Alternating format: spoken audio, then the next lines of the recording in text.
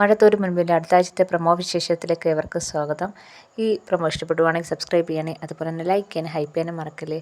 അങ്ങനെ അലീനയും ബാക്കിയുള്ളവരൊക്കെ മനുവിൻ്റെ വീട്ടിൽ വന്നിട്ട് പോയില്ലെന്ന് തോന്നുന്നു. ആദ്യം തന്നെ കാണിക്കുന്നത് മനുവിനെ കൊണ്ട് സത്യമായിട്ട് വാങ്ങിപ്പിക്കുകയാണ് അലീന.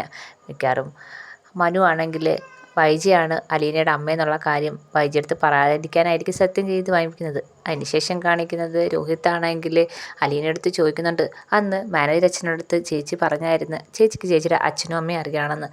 അത് സത്യമാണോ? ചേച്ചിക്ക് ചേച്ചിയുടെ അച്ഛനെ അമ്മയെ അറിയാമോ എന്ന് ചോദിക്കുകയാണ്. അപ്പം എൻ്റെ അച്ഛനല്ലേ ചേച്ചിയുടെ അച്ഛൻ എന്നൊക്കെ ഒരു സംശയം രോഹിത്തിനുണ്ടാകുന്നുണ്ട്. അപ്പം അലീന ഒന്നും മിണ്ടാതെ ഇങ്ങനെ നിൽക്കുകയാണ്. അതിനുശേഷം രോഹിത്താണെങ്കിൽ ശരണ്യയുടെ വീട്ടിൽ ചെന്ന് ശരണ്യയെ കാണുന്നുണ്ട്, ശരണ്യയെ സമാധാനിപ്പിക്കുന്നുണ്ട്.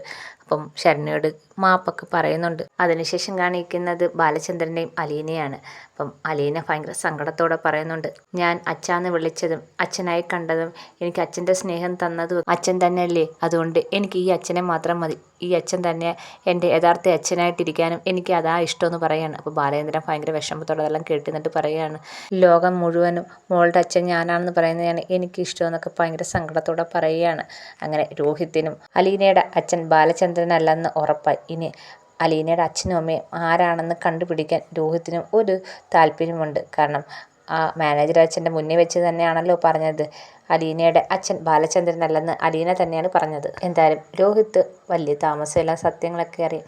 അതൊക്കെയാണ് ഇനി വരാൻ പോകുന്ന വിശേഷം. എല്ലാവർക്കും ഇഷ്ടപ്പെട്ടെങ്കിൽ സബ്സ്ക്രൈബ് ചെയ്യണേ.